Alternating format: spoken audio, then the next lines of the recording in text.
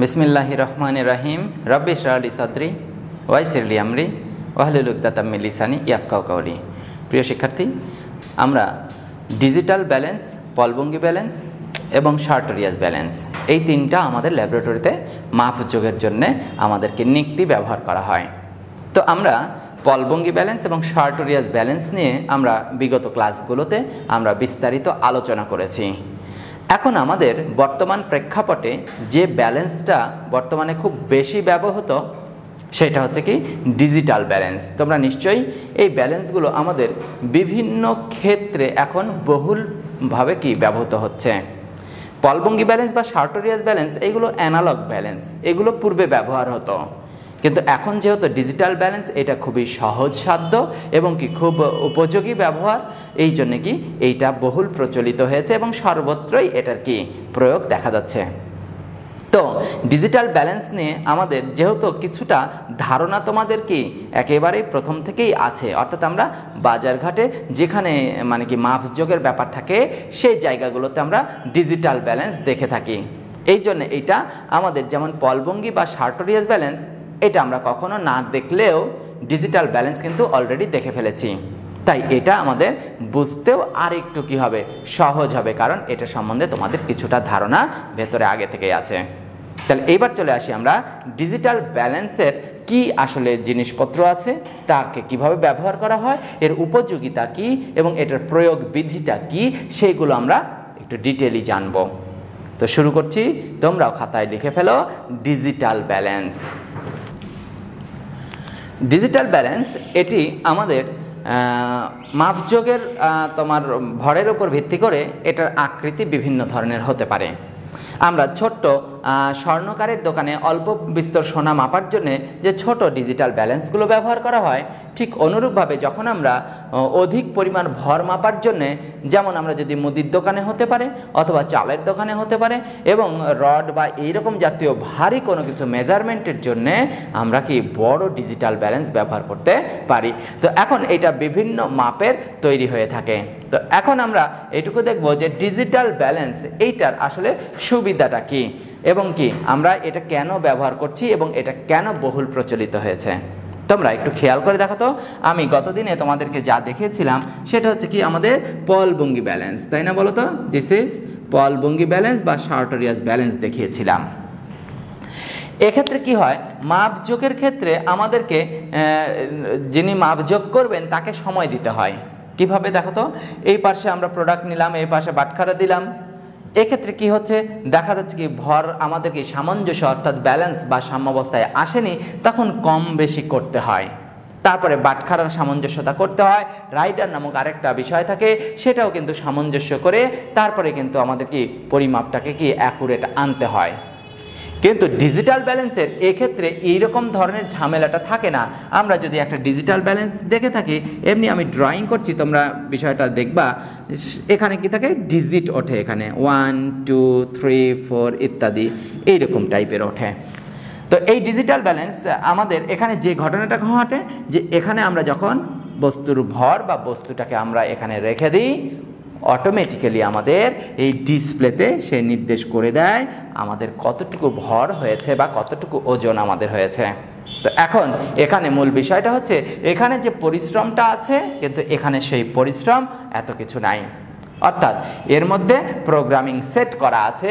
আমরা জাস্ট এই ডিজিটাল ব্যালেন্সের ওপরে যখন আমরা ভর যুক্ত করি, তখন আমাদের যতটুকু ওজন আমরা এখানে চাপিয়েছি ঠিক ততটুকু ওজন বা ভর এখানে কি অনুভূত হয়।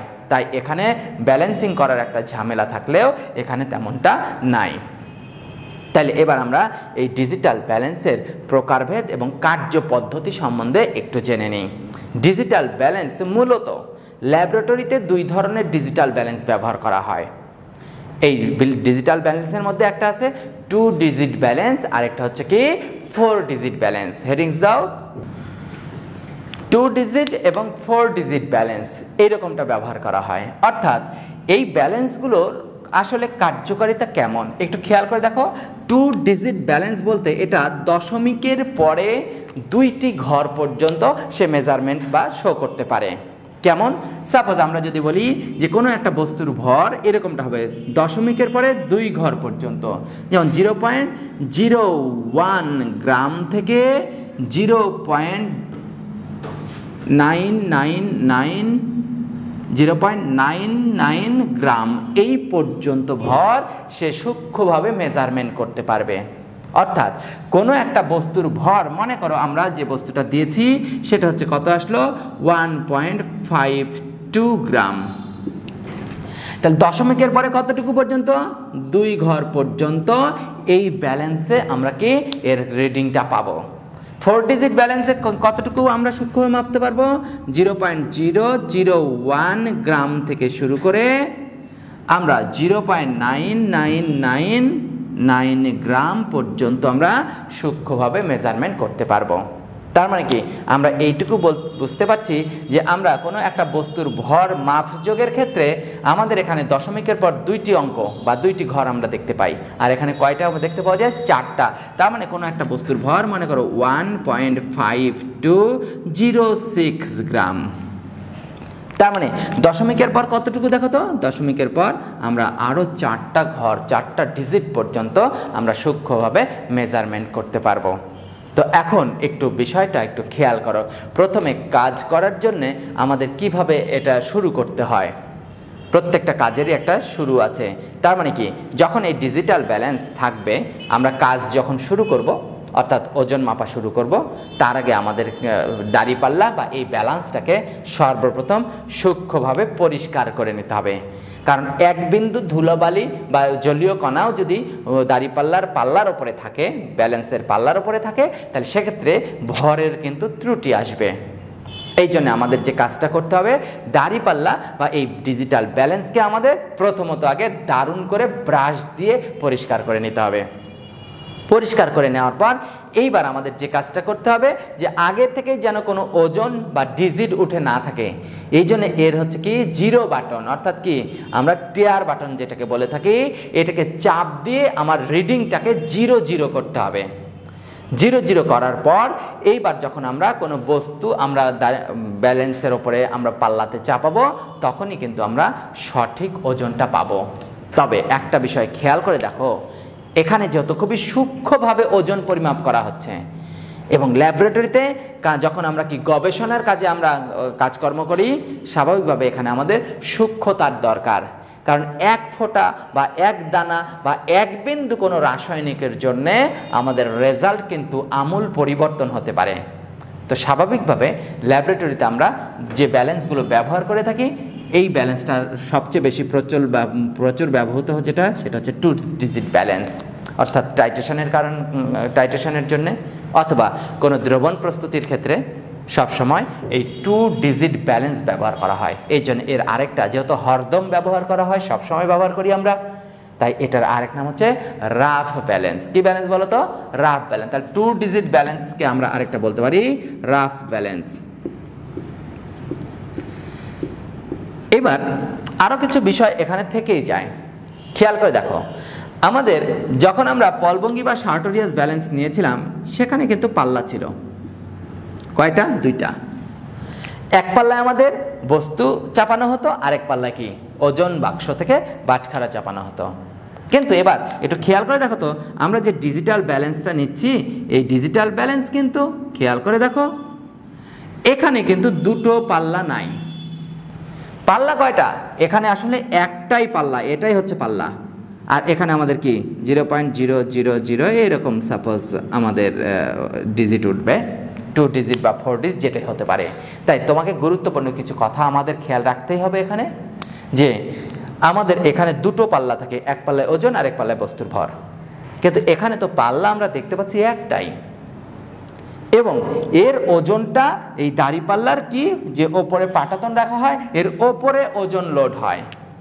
এই জন্যে ডিজিটাল ব্যালেন্সের আরেক নাম বলা হয় টপ লোডিং ব্যালেন্স। কি ব্যালেন্স বললাম বলো তো? Top loading balance. লিখে রাখতে পারো তোমরা, টপ লোডিং ব্যালেন্স। অর্থাৎ এর লোড বা এর ওজনটা ওপরে চাপানো হয়। ক্লিয়ার? তাহলে এবার আবার একটা জিনিস খেয়াল করে দেখো, যে এখানে দুটো পাল্লা আছে, দুই পাল্লায় কি একটা দুইটা দুই রকম কি বস্তু নির্দেশ করছে, একটা ভর আর একটা হচ্ছে কি বস্তু, কিন্তু এখানে পাল্লা তো একটাই, কিন্তু এর ভেতরে যে প্রোগ্রামিংটা সেট করা আছে তাতে কিন্তু আমরা যে ভরটা পাচ্ছি এখানে কিন্তু দুই পাল্লাতে যেমনটা কাজ হয় ডিজিটাল ব্যালেন্সে এখানেও একটা পাল্লা থাকলেও এখানে কিন্তু দুই পাল্লার মতোই কিন্তু কাজ হচ্ছে। তার মানে কি আমরা বলতে পারি যে টপ লোডিং ব্যালেন্স বা ডিজিটাল ব্যালেন্স এতে পাল্লা একটি থাকলেও এটি দুই পাল্লার নীতিতেই কাজ করে বা এর মধ্যে দুই পাল্লার প্রোগ্রামিং সেট করা থাকে। তাহলে আমরা গুরুত্বপূর্ণ কয়েকটা কথা জানতে পারলাম। এক, আমরা 2 ডিজিট ব্যালেন্স যেটা ল্যাবরেটরিতে হরহামেশাই ব্যবহার করা হয় সেটার নাম, আরেকটা বলছি আমরা রাফ ব্যালেন্স। 2 নম্বর কথা হচ্ছে কি ডিজিটাল ব্যালেন্সগুলোর ওজন ওপরে যুক্ত করা হয়, এই জন্য এর আরেক নাম কি বললাম টপ লোডিং ব্যালেন্স। এছাড়াও আবার কি বললাম দেখো এর মধ্যে পাল্লা, অনেকের মধ্যে প্রশ্ন আসতে পারে ভাই পাল্লা তো একটাই, কিন্তু অন্যান্য দাড়ি পাল্লায় কি পাল্লা থাকে কয়টা? দুইটা, কিন্তু এখানে প্রোগ্রামিং এমনভাবে সেট করা থাকে যে পাল্লা একটা থাকলেও এটার নীতি কয় পাল্লার? দুই পাল্লার নীতিতেই এটা প্রোগ্রামিং করবে বা কাজ করবে। ক্লিয়ার? তাহলে এখন আমরা যখন ওজন পরিমাপ করব, এই ওজন পরিমাপের ক্ষেত্রে আমাদের কিছু বিষয় আছে, সূক্ষ্মতার বিষয় আছে। যেমন আমি বললাম যে এই ব্যালেন্সটাতে তোমরা বাস্তবে যদি কখনো দেখো তাহলে এই ব্যালেন্সের ওপর একটু যদি ফু দেওয়া হয়, অর্থাৎ একটু আমরা যদি বাতাস দিই পাল্লার উপরে, তাতেই কিন্তু এখানে ডিজিটগুলো ওঠানামা করে, কম বেশি হয়, কারণ সামান্য একটু বাতাসের কারণে সৃষ্ট ভরও এখানে কাউন্ট হয়, খুবই সূক্ষ্মভাবে কাউন্ট হয়। তাহলে এই জন্য আমাদের যখন ল্যাবরেটরিতে আমরা কাজকর্ম করব, অর্থাৎ গবেষণার কাজ খুবই সূক্ষ্মভাবে করা প্রয়োজন, তখন কিন্তু এই ব্যালেন্সগুলোকে বাতাস, ধুলাবালি এইগুলো থেকে মানে কি আমাদেরকে রক্ষা করতে হবে। এই জন্যে সাধারণত আমরা দেখতে পাই ল্যাবরেটরির ম্যাক্সিমাম ব্যালেন্স অথবা যারা হচ্ছে স্বর্ণকারের দোকানে সোনা মাপযোগ করে তাদের ব্যালেন্সগুলোর চারিদিকে কি কাঁচ দিয়ে একটা কি ঘরের মতো তৈরি করা হয়, অর্থাৎ কি এখানে যেন কোনো বাতাস চলাচল করতে না পারে, অর্থাৎ কি বায়ু বা ধুলাবালি এখানে কোনো প্রভাব ফেলতে না পারে ওজনে। এই জন্য কি করা হয়, এই ব্যালেন্সগুলোর চারিদিকে একটি কাঁচের বাক্স বা ঘর তৈরি করা হয়। এখন আমরা একটু দেখব যে এখানে কোনটা থেকে আমরা সূক্ষ্মভাবে মেজারমেন্ট পেতে পারি, সূক্ষ্মভাবে রেজাল্ট পেতে পারি। তো আমাদের স্বাভাবিকভাবে আমরা ম্যাক্রো এবং হচ্ছে কি যেগুলো হচ্ছে কি বেশি বস্তু নিয়ে আমরা কাজ করি, অর্থাৎ দ্রবণ তৈরির ক্ষেত্রে দেখা যাচ্ছে আমাদেরকে প্রমাণ দ্রবণ তৈরি করব অথবা টাইট্রেশনের ক্ষেত্রে আমরা মাপযোগ করব, সেক্ষেত্রে আমাদের কি করা হয়, আমরা 2 ডিজিট ব্যালেন্স ব্যবহার করি, কারণ এখানে আমরা দশমিকের পরে 2 ঘর স্থান পর্যন্ত খুব বেশি আমাদের এখানে হেরফের হয় না, তবে অত সূক্ষ্মতারও তেমন বেশি কি এখানে কি জটিলতা তৈরি হয় না। কিন্তু যখন আমরা মাইক্রো অ্যানালাইসিস গবেষণার কাজে যখন খুবই সূক্ষ্ম পরিমাণের আমাদেরকে হিসাব নিকাশেরও প্রয়োজন হয়, সূক্ষ্মতার অতীব সূক্ষ্মতার দরকার হয়, তখন কিন্তু আমরা 4 ডিজিট ব্যালেন্স ব্যবহার করব। কারণ এখানে তোমাকে আমি একটা উদাহরণ দিতেই পারি, দেখো খেয়াল করো, আমি একজন পরীক্ষক বা শিক্ষক, আমি কি করলাম, আমার 2টা শিক্ষার্থীকে আমি প্রমাণ দ্রবণ তৈরির জন্য আমি কিছু নমুনা দিলাম। এই নমুনা তাদেরকে আমি বললাম যে এই নমুনা যতটুকু আছে 2জনকে একই পরিমাণ দিয়েছি, আমি এইরকম 2টা কন্টেনারে রাখা 2টা শিক্ষার্থীকে আমি নমুনা দিয়েছি।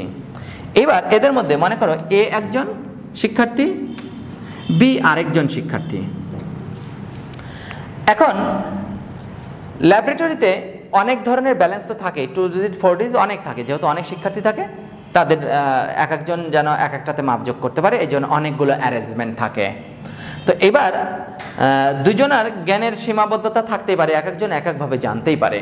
তো আমি যে নমুনা দিয়েছি 2জনকে, এ কি করলো, এ এই বস্তুটাকে মাপার জন্যে সে কী করলো, তার সামনে থাকা 2 ডিজিট ব্যালেন্স 2 ডিজিট ব্যালেন্স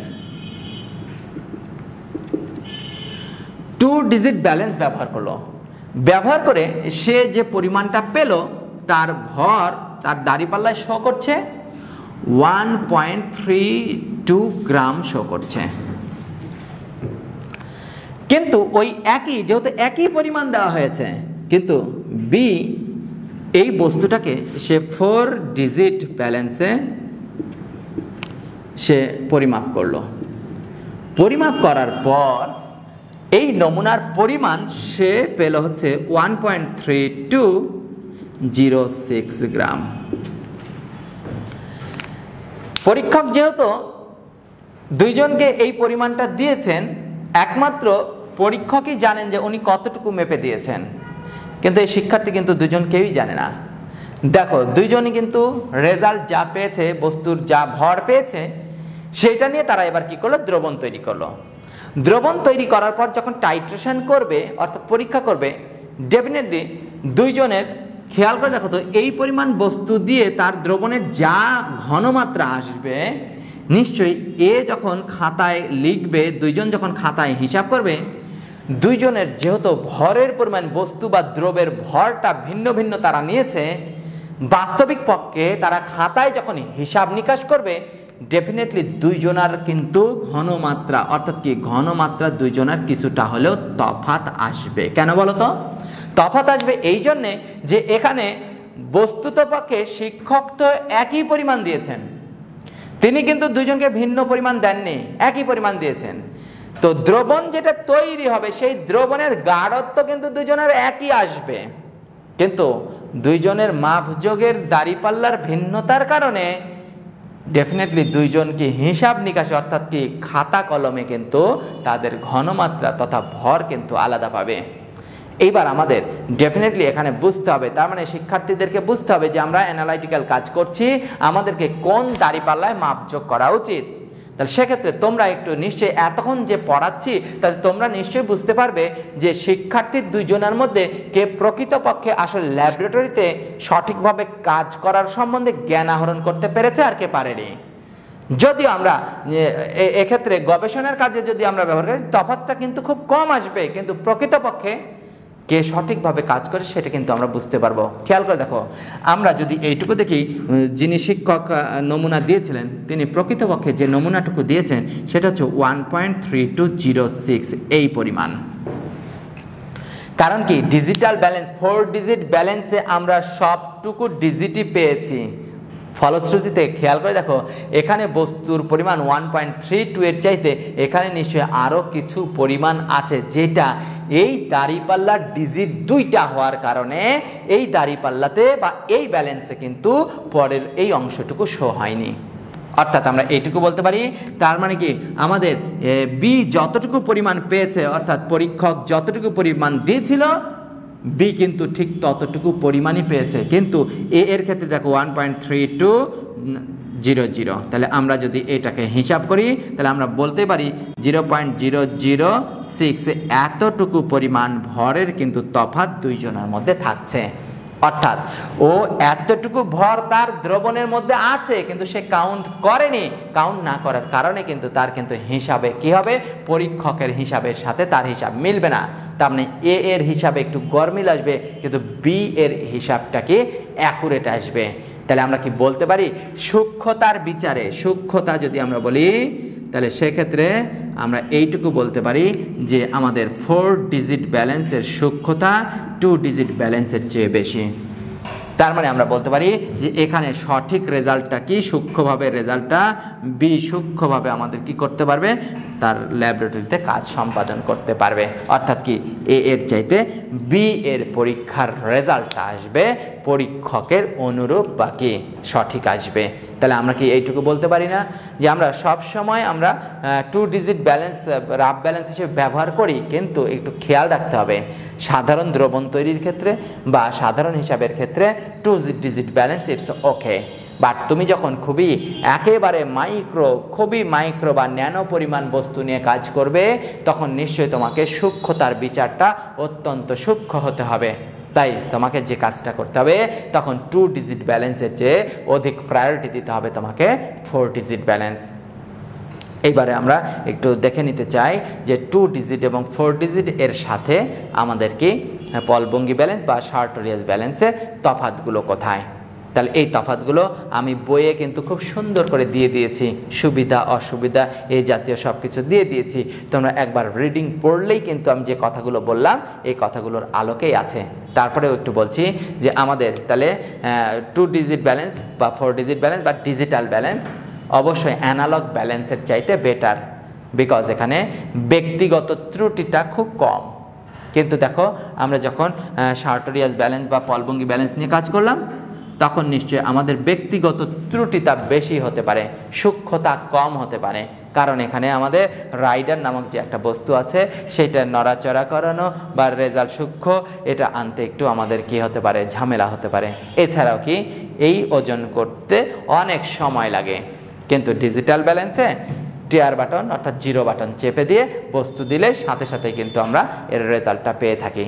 এছাড়াও খেয়াল করে দেখো যে আমাদের এখানে যে রাসায়নিক বস্তুগুলো আমরা ব্যবহার করি, সেই রাসায়নিক বস্তুগুলো আমরা খুব সহজেই কিন্তু কি পলভঙ্গি ব্যালেন্স বা সার্টোরিয়াস ব্যালেন্সে আমরা নিতে পারি না, কারণ পাল্লা থাকার কারণে এবং সেটা ভেতরে থাকার কারণে একটু ঝামেলা হতে পারে। কিন্তু আমাদের কি ডিজিটাল ব্যালেন্সের পাল্লাটা ওপেন থাকে, সেক্ষেত্রে ইজিলি আমরা কি বস্তু আমরা ওখানে দিতে পারি, ওখান থেকে সরিয়ে নিতে পারি, এতে আমাদের কি সমস্যা হয় না। এছাড়াও আরও কিছু সাধারণ কথাবার্তাগুলো আমি সুন্দর করে বইয়ে দিয়েছি, তোমরা একবার একটু রিডিং পড়ে নিবে। তাহলে এই ছিল আমাদের 2 ডিজিট ব্যালেন্স, 4 ডিজিট ব্যালেন্স তথা ডিজিটাল ব্যালেন্স নিয়ে আমাদের প্রয়োজনীয় কথাবার্তাগুলো ছিল। তাহলে তোমরা পলভঙ্গি ব্যালেন্সের সাথে এই 2 ডিজিট ব্যালেন্স বা 4 ডিজিট ব্যালেন্সের একটু তুলনামূলক দারুণ করে রিডিং পড়ে নেবে। প্রিয় শিক্ষার্থী, তোমরা একটা বিষয় খেয়াল করেছো কিনা যে আমরা যখন কোনো একটা বস্তুকে, হতে পারে পাউডার সদৃশ অথবা তরল বস্তুকে কোনো একটা কন্টেনারে যদি রাখি, তাহলে কঠিন বস্তুগুলো সেই পাত্রে যেভাবে থাকে তরল বস্তুগুলো কিন্তু ভিন্ন আচরণ দেখায়। তোমরা কখনো খেয়াল করেছো কিনা, ধরো আমি 1 বাটি তোমাকে আটা ময়দা দিলাম, সাপোজ 1 বাটি আটা ময়দা দিলাম। এই আটা ময়দা এটা হচ্ছে কঠিন পদার্থ, তবে দিস ইজ দানাদার কঠিন পদার্থ অর্থাৎ পাউডার সদৃশ। এটাকে তুমি চাইলে এই টোটাল হচ্ছে যে বাটি তোমাকে দেওয়া হয়েছে এইটার বরাবর তুমি একদম প্লেন করে রাখতে পারবে, অর্থাৎ একদম ছই ছই করে রাখতে পারবে। আবার তুমি যদি মনে করো, অনেক সময় দোকানে গেলে দেখা যায় যে তারা চাল বা আটাগুলোকে একটু উঁচু করে পিরামিডের মতো করে এরকম উঁচু উঁচু করে রাখে, সেইভাবেও রাখা যায়। কিন্তু তোমাকে যদি আমি 1 গ্লাস পানি দিই বা 1 মগ যদি চা দিই এবং তোমাকে যদি বলি তুমি চাটাকে ঠিক এইরকমভাবে একটু উঁচু করে রাখো তো দেখি, উঁচু করে রাখো তো, কখনো কি সম্ভব? না। কারণ তরল পদার্থের একটা বিশেষ ধর্ম আছে, সেই ধর্মটার নাম হচ্ছে কি পৃষ্ঠটান ধর্ম। তরলের পৃষ্ঠটান। তোমরা যখন পদার্থবিজ্ঞান পড়বে সেখানে প্রবাহী পদার্থ নামক একটা কি অধ্যায় আছে প্রবাহী পদার্থের, সেখানে তোমরা ল্যাপ্লাসের আণবিক তত্ত্ব এবং হচ্ছে কি পৃষ্ঠটান ধর্ম এবং সান্দ্রতা এই নিয়ে তোমরা কিন্তু কিছু মানে কি পড়ালেখা করতে পারবে। তো আমি একটু বলছি, পৃষ্ঠটান যে ধর্ম সেইটার কারণেই কিন্তু আমরা দেখতে পাই, যেমন 1 ফোঁটা পানিকে যদি আমরা রেখে দিই, সেই পানিটা কি টোটালটাই কি একদম রাউন্ড আকারে থাকে 1 ফোঁটা পানি, বা যদি মধু বা মিষ্টির রস রেখে দিই 1 ফোঁটা, তাহলে সেটা তোমরা দেখতে পাও যে পিরামিডের মতো বা গোলাকার রাউন্ড করে থাকে। কিন্তু কোনো পাত্রে যখন অনেক বেশি পরিমাণ আমরা তরল রাখি, যেমন একটু খেয়াল করে দেখো, তুমি 1 গ্লাস পানি নিবা, পানি নিলেও তুমি বিষয়টা দেখতে পাবা। আমি এখানে একটা টেস্ট টিউবে দেখানোর চেষ্টা করছি, জানি না ভিডিওতে দূরে থেকে তোমরা দেখতে পাবা কিনা। খেয়াল করে দেখো, আমি এখানে যে টেস্ট টিউবে পানিটা নিয়েছি তাকে কিন্তু আমি পানিটাকে এইভাবে পাইনি, দেখো আমি এইভাবে পাচ্ছি না, জাস্ট স্ট্রেট এইরকমভাবে পানিটা থাকছে না। পানি এখানে কাছ থেকে দেখলে দেখা যাচ্ছে, আমি দেখতে পাচ্ছি যে পানিটা ঠিক এইরকম একটু এইরকম কি কার্ভ হয়ে গেছে, কার্ভ। এবার কি হচ্ছে, পৃষ্ঠ টান বা তলটান বলা হয়, অর্থাৎ পানির যে অণুগুলো একেবারে পৃষ্ঠে আছে। খেয়াল করে দেখো, এই পৃষ্ঠে আছে। তোমরা কি বাড়িতে কখনো মশারি টাঙিয়েছ? মশারি যদি টাঙাও, খেয়াল করে দেখো তো, 4 কোণা মশারির 4টা কোণা যত টাইট করেই আমরা কি টাঙাই না কেন, তার মাঝখানে কি কার্ভ হয়ে যায় না বলো তো? ঠিক তাই। তার মানে কি, তার ওই মশারির পৃষ্ঠের যে বিন্দুগুলো আছে, অর্থাৎ কি উপরের পৃষ্ঠের যে কণাগুলো আছে, তাদের ভরটা কি নিম্নগামী হওয়ার কারণে তারা নিশ্চয়ই কি নিচের দিকে টান অনুভব করে, ফলে সেটা একটা কার্ভের মতো হয়ে যায়। এবার দেখো, এখানে যে পানির অণুগুলো আছে এই পৃষ্ঠে, এই অণুগুলো কিন্তু নিচের সকল অণুগুলো দ্বারাই কিন্তু টান অনুভব করে, আকর্ষণ বা আকর্ষিত হয়, অর্থাৎ কি আন্তঃকণা আকর্ষণ। এর কারণে কি হয় যে তখন এইগুলোর মধ্যে সবগুলোর যদি এই বিন্দুগুলো বা এই কণাগুলো দ্বারা এই পৃষ্ঠের সবাই যদি আকর্ষণ অনুভূত হয়, তখন এইটা কি হয়, একটু নিচের দিকে হেলে যায়। অর্থাৎ কি অবতল আকৃতি ধারণ করে। অর্থাৎ টেস্ট টিউবের মধ্যে বা কাঁচ পাত্রের মধ্যে পানি বা তরলের কণা যে জায়গাতে স্পর্শ করে, অর্থাৎ যে জায়গাতে স্পর্শ করে সেই জায়গা থেকে কিছু অংশ তলটানের কারণে বা পৃষ্ঠটানের কারণে অবতল আকার ধারণ করে। তাহলে এই তরলের এই অবতল আকৃতি বা এই অংশটাকেই বলা হচ্ছে কি মেনিসকাস। কি বললাম বলতো? মেনিসকাস। অর্থাৎ তরল পদার্থগুলো তাদের পৃষ্ঠটান ধর্মের দরুন যে এক অবতল আকৃতি লাভ করে সেইটাকে বলা হয় মেনিসকাস। এখন প্রশ্ন হচ্ছে বুরেট পিপেট বা এগুলোতে আমাদের 0.1 মিলিলিটার এইটুকুও কিন্তু সূক্ষ্মভাবে মেজারমেন্ট করতে হয়। তার জন্যে এখন তাইলে আমরা কোন দিক দিয়ে আমাদের এটা কিন্তু ল্যাবরেটরির একটা ব্যবহার বিধি। তুমি এবার যদি খেয়াল করো এই টেস্ট টিউবটাকে বা এই বুরেটটাকে যেখানে আমরা তরল নিয়েছি যে মিনিস্কার আকৃতি ধারণ করেছে, তুমি যদি তোমার রিডিং নেওয়ার সময় তুমি যদি ঠিকঠাক এইটাকে অবজারভেশন করতে না পারো, তোমার কিন্তু মাপজোকে ভুল আসতে পারে। তাহলে সেক্ষেত্রে আমাদের খেয়াল করতে হবে। আমি এখানে দেখো দুটি চিত্র আমি ড্র করেছি। এখানে যে আমাদের এই অবতল অংশটুকু অর্থাৎ মিনিসকাস যেটার কথা বলছি, তুমি এটার রিডিংটা কোন দিক থেকে নেবে। কেউ তো এমনও হতে পারে যে স্ট্যান্ডের সাথে বুলেটটাকে আটকে সে এমন হতে পারে এইভাবে তাকাতে পারে। তাহলে এইভাবে যদি সে রিডিং নেয় তাহলে সে এদিক থেকে যে মিনিসকাসটা দেখতে পাবে, যেমন আমি যদি নিচ থেকে তাকাই তাহলে আমার মিনিসকাসটা এই অবতল অংশের এদিক দিয়ে যখন যাবে তখন আমি যে রিডিংটা পাবো, আবার ওপর দিক দিয়ে তাকালে কিন্তু রিডিংটা ভিন্ন চলে আসছে, অর্থাৎ কি পরিমাপের ভিন্নতা আসবে। তাহলে আমাদের এই পৃষ্ঠটান অবতল অংশ ম্যাক্সিমাম জায়গা জুড়ে যেটা থাকে সেটা হচ্ছে নিচের অংশে। তাহলে তোমাকে সঠিকভাবে জানতে হবে, অর্থাৎ তুমি যখন এই মিনিসকাসগুলোর রিডিং নিতে যাবে তখন তোমাকে মাথায় রাখতে হবে তোমার চোখ অর্থাৎ দৃষ্টি বরাবর তোমার নিশ্চয় কি টেস্ট টিউব বা বুলেটটা নিতে হবে। তাহলে নিলে দেখো আমি এখানে যেভাবে নিয়েছি ঠিক তুমি যদি এই বরাবর তাকাও তাহলে তুমি নিশ্চয়ই নিচের এই মিনিসকাস বরাবরই কিন্তু তোমার দৃষ্টিটা গমন করবে। অর্থাৎ তখন আমরা দেখতে পাবো যে এখানে কত ml এখানে কোন দাগে স্পর্শ করছে। তার মানে আমরা এইটুকু বলতে পারি যে আমরা দৃষ্টি আমরা কোন বরাবর নেব, অবতল বরাবর নেব। তাহলে সেই বরাবর যদি নিই আমরা তাহলে আমরা সঠিক এখানে কি মেজারমেন্টটা আনতে পারবো। তাহলে আমরা এইটুকু বলতে পারি যে আমাদের এখানে কি লোয়ার মিনিসকাস অর্থাৎ অবতল অংশ নিচের অংশটুকু বরাবর আমরা যদি নিই তাহলে আমরা সঠিক পরিমাপটা হিসাব করতে পারবো। তাহলে আমি আরেকবার বলছি, তরল পদার্থের একটা বিশেষ ধর্ম সেটা হচ্ছে প্রবাহী এবং পৃষ্ঠটান। প্রবাহী শব্দের অর্থ কি, সে উঁচু জায়গা থেকে নিচু জায়গার দিকে কি প্রবাহিত হয়। যেমন তুমি হাতে 1 ফোঁটা যদি পানি নাও, 1 ফোঁটা পানি নিয়ে তুমি যদি এটাকে কাত করো পানিটা নিশ্চয়ই নিচের দিকে গড়াবে, এইটাকে বলা হয় প্রবাহী ধর্ম। তাহলে তরলের এটা একটা কি প্রবাহী ধর্ম এবং কি পৃষ্ঠটান ধর্ম। পৃষ্ঠটান ধর্মের কারণেই কিন্তু তোমরা খেয়াল করে দেখবা যে পুকুরের পানিতে কিছু ধরনের পোকা এই পানির ওপর দিয়ে হেঁটে বেড়াতে পারে, কিন্তু আমরা মানুষরা পারি না। কথা ঠিক কিনা? তাহলে সেক্ষেত্রে এখানে কিছু বিষয় আছে, পৃষ্ঠটান ধর্মের কারণেও কিন্তু এই পোকাগুলো কি পানির পৃষ্ঠের ওপর চলাচল করতে পারে। তাহলে আমরা এক্ষেত্রে কি পৃষ্ঠটান ধর্ম শিখলাম। আর এই পৃষ্ঠটান ধর্মের কারণে পানির অপরিপৃষ্ঠ বা তরলের উপরিপৃষ্ঠ এই পৃষ্ঠটান ধর্মের কারণে যে একটা অবতল আকৃতি লাভ করছে এটার নাম হচ্ছে কি মিনিসকাস। এবং এই মিনিসকাসের নিচের অংশকে বলা হয় কি লোয়ার মিনিসকাস, ওপরের অংশকে কি বলা হয় আপার মিনিসকাস। কথা কি বুঝতে পেরেছো? তাহলে এখন আমরা বলতে পারি যে লোয়ার মিনিসকাস বা মিনিসকাসের আমরা রিডিংটা কিভাবে নেব, আমরা টেস্ট টিউবের মিনিসকাস বরাবর অবতল অংশ বরাবর আমাদের দৃষ্টিশক্তি নেব। তাহলে এই দৃষ্টি যদি আমরা সরাসরি দিই তাহলে আমরা সঠিক মেজারমেন্টটা পাবো।